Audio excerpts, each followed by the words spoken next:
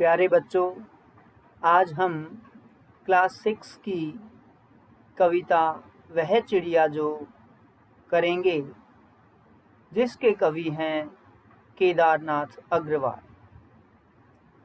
प्यारे बच्चों, कोई भी कविता पाठ पढ़ने व समझने से पहले हमें उसके कठिन शब्द कवि या लेखक से अवश्य परिचित होना चाहिए। इसी क्रम में कवि केदारनाथ अग्रवाल जी के बारे में हम जानेंगे। कवि केदारनाथ अग्रवाल जी का जन्म 1 अप्रैल 1911 तथा इनका निधन 22 जून 2000 में हुआ था। इनका जन्म स्थान उत्तर प्रदेश के एक छोटे से गांव का है, जिसका नाम है कमासिन, जो उत्तर प्रदेश के बांदा जिले में पड़ता है। इनकी प्रसिद्ध रचनाएं हैं युग की गंगा, लोक और आलोक, नींद के बादल, आम का आईना।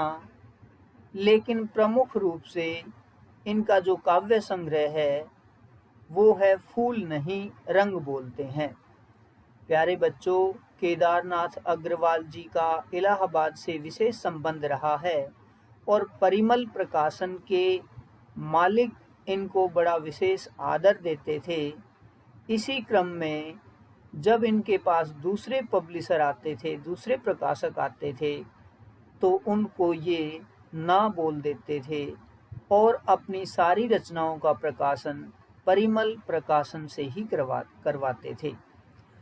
तो बच्चों,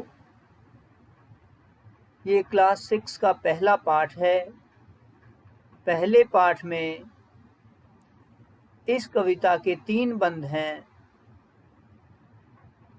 और तीनों ही बंद बहुत अच्छे हैं। तो चलिए शुरू करते हैं कविता को, जिसका शीर्षक है वह चिड़िया जो। वह चिड़िया जो चोंच मारकर दूध भरे जुंडी के दाने रुचि से रस से खा लेती है, वह छोटी संतोषी चिड़िया नीले पंखों वाली मैं हूँ, मुझे अन्न से बहुत प्यार है। बच्चों, यहाँ पर कवि ने अपने मन की चिड़िया के बारे में बताते हुए लिखा है कि वह चिड़िया जो अपनी चोंच से दूध भरे यानी दूध से भरे हुए जुंडी के दाने, ज्वार और बाजरे के कच्चे दाने जो अभी पके नहीं हैं, रुचि से, चाव से, रस से, आनंद से, प्रसन्नता से खा लेती है। वह संतोषी छोटी है और संतोषी है, यानी संतुष्ट रहने वाली है। वह छोटी संतोषी चिड़िया नीले पंखों वाली मैं हूँ, मुझे अन्न से बहुत प्यार है। यहाँ पर चिड़िया कहती है कि वह चिड़िया जो अपनी चोंच से दूध से भरे हुए ज्वार और बाजरे के कच्चे दाने बड़े चाव से और मजे से खा लेती है, वह मैं हूँ। मैं छोटी हूँ और मैं थोड़े में ही संतोष करने वाली चिड़िया हूँ। मेरे नीले पंख हैं और मुझे अनाज से बहुत प्यार है। अनाज से इसलिए प्यार है क्योंकि इसी अनाज से चिड़िया अपना पेट भरती है। अब आ गया हमारे पास दूसरा पद। वह चिड़िया जो कंठ खोलकर बूढ़े वन बाबा की खातिर रस उंडेल कर गा लेती है, वह छोटी मुंह बोली चिड़िया नीले पंखों वाली मैं हूँ, मुझे विजन से बहुत प्यार है। दूसरे पद में चिड़िया कहती है कि वह चिड़िया जो कंठ खोलकर मतलब गला खोलकर, यानी कि अच्छे गले से बूढ़े वन बाबा की खातिर, बूढ़े वन बाबा का अर्थ है कि बहुत पुराना और घना जंगल, यानी जिसमें वह रहती है। बूढ़े वन बाबा की खातिर, यानी जिस वन में मैं रहती हूँ उसके लिए, खातिर का अर्थ होता है के लिए, रस उंडेल कर गा लेती है, यानी अपनी वाणी में मधुरता का रस भरकर वह वन में गीत गाती है। वह छोटी मुंह बोली चिड़िया नीले पंखों वाली मैं हूँ, मुझे विजन से बहुत प्यार है। चिड़िया आगे कहती है कि वह छोटी मुंह बोली चिड़िया, मुंह बोली का मतलब होता है मन से मानी हुई, कि वह छोटी चिड़िया जो मन से मानी हुई है, जिसके नीले पंख हैं, वह मैं हूँ और मुझे विजन से बहुत प्यार है। विजन होता है एकांत या जंगल, मुझे जंगल से बहुत प्यार है। तो बच्चों इस तरह से 2 पद हो गए। तीसरा पद है हमारे पास, वह चिड़िया जो चोंच मारकर चढ़ी नदी का दिल टटोल कर जल का मोती ले जाती है, वह छोटी गर्वीली चिड़िया नीले पंखों वाली मैं हूँ, मुझे नदी से बहुत प्यार है। चिड़िया आगे कहती है कि वह चिड़िया जो अपनी चोंच से चढ़ी हुई नदी का दिल टटोल कर, चढ़ी हुई नदी का अर्थ ये है जो नदी ऊपर तक भरी हुई है, उसका दिल टटोल कर यानी उसकी गहराई, उसकी थाह को जानकर, उसकी गहराई को जानकर जल का मोती ले जाती है। यानी पता है चिड़िया को कि यह नदी लबालब भरी हुई है, फिर भी वह अपने साहस से उस नदी में से जल का मोती अर्थात पानी की बूंद ले जाती है। वह छोटी गर्वीली चिड़िया और ऐसा साहसिक कारनामा करके वह अपने ऊपर गर्व करती है। वह छोटी गर्वीली चिड़िया नीले पंखों वाली मैं हूँ, मुझे नदी से बहुत प्यार है। वो कहती है कि ऐसा काम करके मैं अपने ऊपर गर्व करती हूँ, नीले पंखों वाली मैं हूँ, मेरे नीले पंख हैं और मुझे नदी से बहुत प्यार है, क्योंकि नदी के जल से ही वह अपनी प्यास बुझाती है। और इसके कवि का नाम है केदारनाथ अग्रवाल जी। अब बच्चों इस पाठ के बारे में दिया हुआ है हमारी बुक में, वो हम पढ़ेंगे। तो पाठ के बारे में क्या दिया हुआ है? कवि ने बताया है कि उसके स्वभाव में नीले पंखों वाली एक छोटी चिड़िया है, वह संतोषी है, अन्न से बहुत प्यार करती है, वह अपनेपन के साथ कंठ खोलकर पुराने घने वन में बेरोक टोक गाती है, मुंह बोली है, एकांत में भी उमंग से रहती है, यानी सुनसान में भी बड़े उत्साह से रहती है। वह उफनती नदी के विषय में जानकर भी जल की मोती सी बूंदों को चोंच में भर लाती है, उसे स्वयं पर गर्व है, वह साहसी है, उसे नदी से लगाव है। कवि ने अपने भीतर की कल्पित चिड़िया के माध्यम से महत्वपूर्ण गुणों को यानी मनुष्य के महत्वपूर्ण गुणों को प्रकट किया है। तो बच्चों अब आ गए इसके शब्द अर्थ। जो कठिन शब्द हैं उनको जानना बड़ा अनिवार्य होता है बच्चों। तो सबसे पहले हम इस पाठ के कठिन शब्द जानेंगे। पहला शब्द है चोंच, चोंच यानी पक्षियों का मुख। दूसरा शब्द है दूध भरे, जिसका अर्थ है दूध से भरे हुए। जैसे जब तक अनाज के कच्चे दाने रहते हैं और हम उनको अपने हाथ से दबाते हैं तो उनमें से दूध जैसा पदार्थ निकलता है, तो अनाज के कच्चे दाने दूध से भरे हुए होते हैं, तो जिसका अर्थ है दूध से भरा हुआ। अब तीसरा शब्द है बच्चों हमारे पास जुंडी के दाने। जुंडी के दाने होते हैं एक प्रकार का मोटा अनाज, जैसे ज्वार और बाजरा, उनके दानों को जुंडी के दाने कहा जाता है। आगे है रुचि, इच्छा, चाव, प्रेम। पांचवा शब्द है रस, आनंद, मजा। छठा शब्द है संतोषी, जो मिले उसी में संतुष्ट हो जाने वाला या जो मिले उसी में संतुष्ट हो जाने वाली। तो यहाँ पर चिड़िया है, स्त्रीलिंग है, तो जो मिले उसी में संतुष्ट हो जाने वाली। सातवां शब्द है बच्चों हमारे पास अन्न। अन्न होता है अनाज, जैसे चावल भी एक अनाज है, गेहूं भी अनाज है, चना भी अनाज है आदि। आठवां शब्द कंठ, जिसका अर्थ है गला। नौवां शब्द वन बाबा, वन रूपी बूढ़ा आदमी अर्थात बहुत पुराना वन। 10वां शब्द खातिर, जिसका अर्थ है के लिए। 11वां शब्द उंडेलकर, उंडेलकर का अर्थ होता है भरकर। 12वां शब्द है मुंह बोली।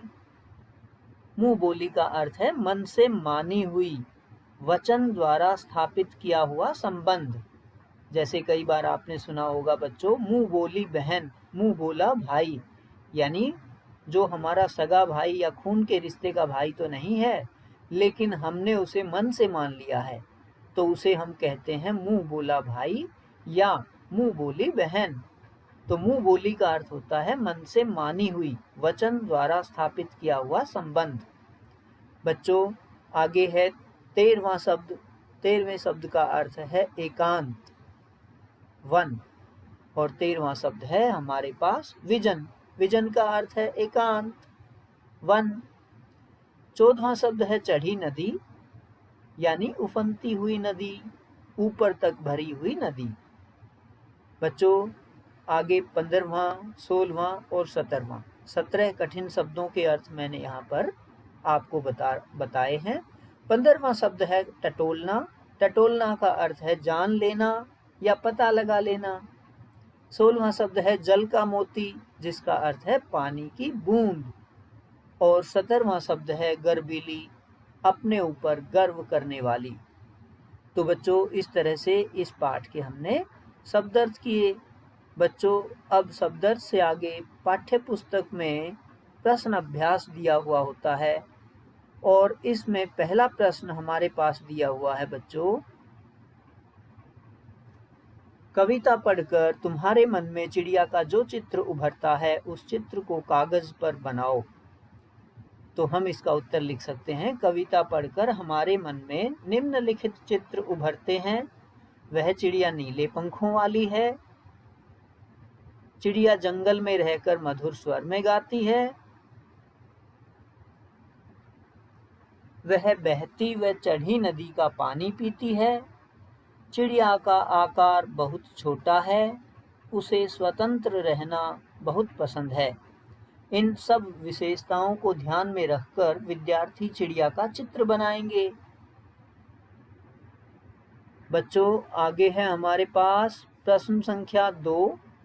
प्रश्न 2 है हमारे पास, तुम्हें कविता का कोई और शीर्षक देना हो तो क्या शीर्षक देना चाहोगे? उपयुक्त शीर्षक सोचकर लिखो। तो उत्तर हम लिख सकते हैं बच्चों, वह चिड़िया जो कविता का कोई और शीर्षक देना हो तो हम नन्ही चिड़िया, सुंदर चिड़िया या नीले पंखों वाली चिड़िया शीर्षक देना चाहेंगे। बच्चों आगे हमारे पास है तीसरा प्रश्न। तीसरा प्रश्न है, इस कविता के आधार पर बताओ कि चिड़िया को किन किन चीजों से प्यार है। तो उत्तर हम लिखेंगे, इस कविता के आधार पर ज्ञात होता है कि चिड़िया को दूध भरे अनाज के दानों से, नदी तथा जंगल से प्यार है। चिड़िया झुंडी के दानों को खाना पसंद करती है। इस चिड़िया को गीत गाना पसंद है। जंगल से इसे बहुत प्यार है और यह नदी से भी बहुत प्यार करती है। बच्चों चौथा प्रश्न है, आशय स्पष्ट कीजिए। आशय स्पष्ट कीजिए में 2 भाग दिए हुए हैं। पहला भाग है रस उंडेल कर गा लेती है, जिसका अर्थ है, यानी हम लिखेंगे इसका उत्तर, प्रस्तुत पंक्ति का आशय है कि चिड़िया जंगल में बिना किसी भय के उन्मुक्त भाव से मधुर स्वर में गाती है। उसके स्वर की मधुरता यानी उसके स्वर का मिठास वातावरण में रस घोल देती है। मधुरता है तो स्त्रीलिंग है, वातावरण में रस घोल देती है। दूसरा भाग है, चढ़ी नदी का दिल टटोल कर जल का मोती ले जाती है।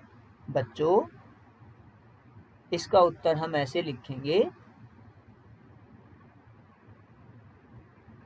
प्रस्तुत पंक्ति का आशय है कि छोटी चिड़िया चढ़ी हुई नदी से बिल्कुल भी नहीं घबराती है। वह उफनती नदी के बीच से अपनी चोंच में पानी की बूंद लेकर उड़ जाती है, अर्थात लबालब भरी नदी की जल राशि का अनुमान लगाकर उसमें से जल का मोती अर्थात पानी की बूंद निकाल लाती है और उसी पानी से चिड़िया अपनी प्यास बुझाती है। बच्चों आगे है हमारे पास अनुमान और कल्पना। अनुमान और कल्पना में दिया हुआ है प्रश्न 1,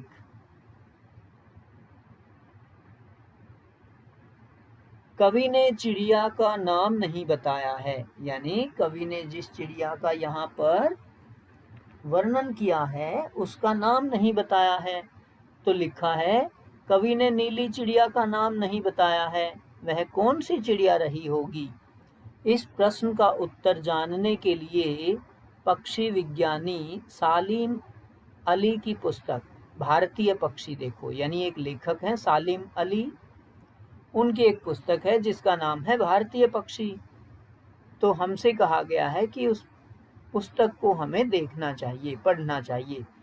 इनमें ऐसे पक्षी भी शामिल हैं जो जाड़े में एशिया के उत्तरी भाग और अन्य ठंडे देशों से भारत आते हैं। उनकी पुस्तक को देखकर तुम अनुमान लगा सकते हो कि इस कविता में वर्णित नीली चिड़िया शायद इनमें से कोई एक रही होगी। तो फिर बच्चों नाम दिए हुए हैं कि वो कौन सी चिड़िया रही होगी। लिखा हुआ है नीलकंठ, छोटा किलकिला, कबूतर, बड़ा पतरिंगा। तो इसके उत्तर में हम लिख सकते हैं बच्चों, इस कविता में वर्णित नीली चिड़िया शायद नीलकंठ ही रही होगी, क्योंकि उसके शरीर के अंदर, माफ कीजिए दोबारा पढ़ते हैं, इस कविता में वर्णित नीली चिड़िया शायद नीलकंठ ही रही होगी, क्योंकि उसके शरीर के ज्यादातर भाग का रंग नीला, आकार छोटा तथा आवाज मीठी होती है। अब अनुमान और कल्पना का प्रश्न संख्या 2, यानी दूसरा प्रश्न दिया हुआ है इसी शीर्षक के अंतर्गत। लिखा हुआ है नीचे कुछ पक्षियों के नाम दिए गए हैं, उनमें यदि कोई पक्षी एक से अधिक रंग का है तो लिखो कि उसके किस हिस्से का रंग कैसा है। जैसे तोते की चोंच लाल है, शरीर हरा है। तो अब हमें बताना है मैना कैसी होती है, कौवा कैसा होता है, बतख का रंग कैसा होता है और कबूतर का रंग कैसा होता है। तो बच्चों हम लिख सकते हैं मैना, मैना के पंख भूरे होते हैं और सफेद रंग के होते हैं, उनकी टांगें हल्की लाल रंग की होती हैं। दूसरा है हमारे पास कौवा, कौवे के शरीर का कुछ भाग हल्का काला तथा शेष गहरा काला होता है, यानी कौवे के शरीर का कुछ भाग हल्का हल्का काला और बाकी का भाग गहरा काला होता है। तीसरा शब्द है बतख, यानी कि बतख पक्षी कैसा होता है ये हमें बताना है। बतख सफेद रंग की होती है, इसके पैर हल्के गुलाबी रंग के होते हैं। चौथा पक्षी है कबूतर, कबूतर का रंग सलेटी सफेद होता है, गर्दन कुछ कुछ नीले रंग की होती है, इसकी टांगें लाल होती हैं। बच्चों अनुमान और कल्पना का तीसरा प्रश्न, कविता का हर बंद वह चिड़िया जो से शुरू होता है और मुझे प्यार है पर खत्म होता है। तुम भी इन पंक्तियों का प्रयोग करते हुए अपनी कल्पना से कविता में कुछ अंश जोड़ो, ऐसा कहा है। कुछ नए बंध जोड़ने के लिए हमें कहा गया है। बच्चों इसका उत्तर मैंने जानबूझकर नहीं लिखा है। ऐसे प्रश्नों के उत्तर लिख देने से बच्चों की रचनात्मक शक्ति रुक जाती है, इसलिए बच्चे खेल खेल में इन पंक्तियों को अपने आप से लिखने का प्रयास करेंगे। तो मैंने लिखा है विद्यार्थी स्वयं ऐसे बंध लिखने का प्रयास करें, इससे आपकी रचनात्मक शक्ति बढ़ेगी। प्रश्न 4 भी इसी तरह का है बच्चों, जिसमें लिखा है तुम भी ऐसी कल्पना कर सकते हो कि वह फूल का पौधा जो पीली पंखुड़ियों वाला महक रहा है मैं हूँ, उसकी विशेषताएं मुझ में हैं। फूल के बदले वह कोई दूसरी चीज भी हो सकती है। जिसकी विशेषताओं को गिनाते हुए तुम उसी चीज से अपनी समानता बता सकते हो। ऐसी कल्पना के आधार पर कुछ पंक्तियां लिखो। बच्चों, इसका उत्तर भी आप अपने आप से करना, क्योंकि यदि ऐसे उत्तरों को दे दिया जाता है तो बच्चे उसकी नकल करते हैं, जो ठीक नहीं है। तो हमने इसका उत्तर लिखा। विद्यार्थी स्वयं ऐसे बंध लिखने का प्रयास करें, इससे आपकी रचनात्मक शक्ति बढ़ेगी। बच्चों, आगे भाषा की बात हर पाठ में दिया हुआ होता है, जो कि बहुत ही महत्वपूर्ण भाग होता है। प्रश्न 1, भाषा की बात जो अंतिम भाग होता है हर पाठ का एनसीईआरटी की बुक्स में, जो बहुत ही महत्वपूर्ण है, उसको हम करेंगे। बच्चों, भाषा की बात में पहला प्रश्न है हमारे पास, पंखों वाली चिड़िया, नीले पंखों वाली, ऊपर वाली दराज, सबसे ऊपर वाली दराज। यहाँ रेखांकित शब्द विशेषण का काम कर रहे हैं। ये शब्द चिड़िया और दराज संज्ञाओं की विशेषता बता रहे हैं, अतः रेखांकित शब्द विशेषण हैं और चिड़िया और दराज विशेष्य हैं। यहाँ वाला वाली जोड़कर बनने वाले कुछ और विशेषण दिए गए हैं। ऊपर दिए गए उदाहरणों की तरह इनके आगे एक एक विशेषण और जोड़ो, ऐसा हमसे कहा गया है।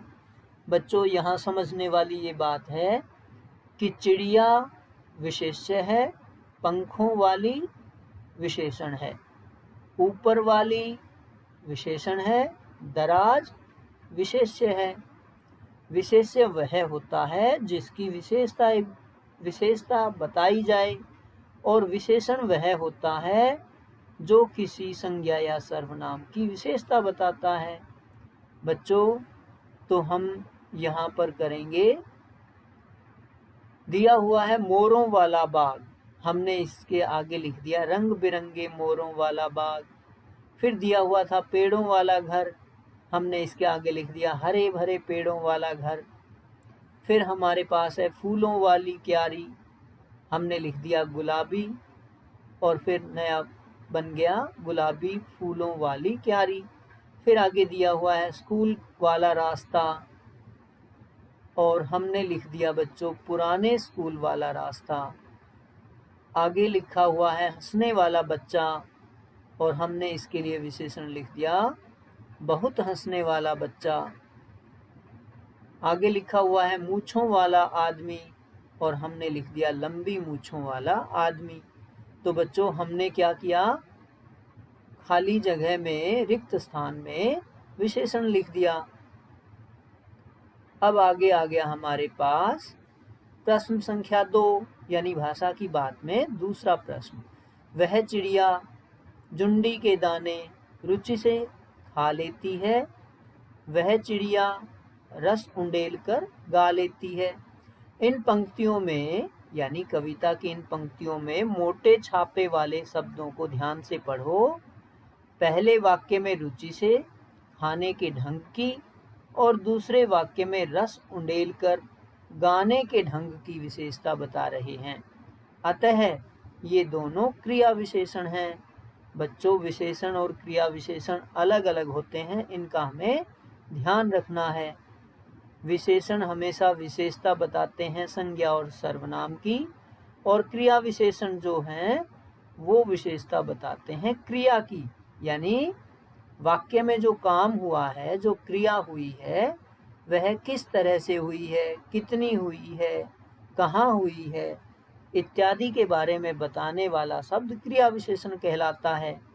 तो आगे लिखा हुआ है बच्चों, नीचे दिए वाक्यों में कार्य के ढंग या रीति से संबंधित क्रिया विशेषण शब्द छांटो। पहला वाक्य दिया हुआ है बच्चों, सोनाली जल्दी जल्दी मुंह में लड्डू ठूंसने लगी। दूसरा वाक्य है गेंद लुढ़कती हुई झाड़ियों में चली गई।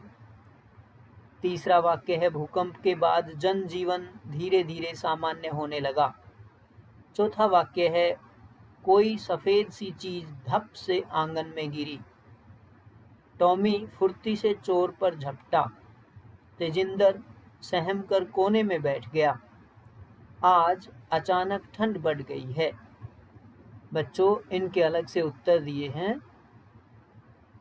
पहले वाक्य में जल्दी जल्दी शब्द क्रिया विशेषण है, दूसरे वाक्य में लुढ़कती हुई, तीसरे वाक्य में धीरे धीरे, चौथे वाक्य में धप से, पांचवें वाक्य में फुर्ती से, छठे वाक्य में सहम कर और अंतिम वाक्य में क्रिया विशेषण शब्द है अचानक। बच्चों, इस तरह से हमने इस कविता के बारे में जाना और सबसे पहले हमने इसका सरलार्थ किया, शब्दार्थ किए और फिर हमने इसके क्वेश्चंस किए, फिर अभ्यास कार्य किया। अभ्यास कार्य में सबसे प्रमुख भाषा की बात है और भाषा की बात हमने की। थैंक्स बेटा, thank you all of you, thanks for watching.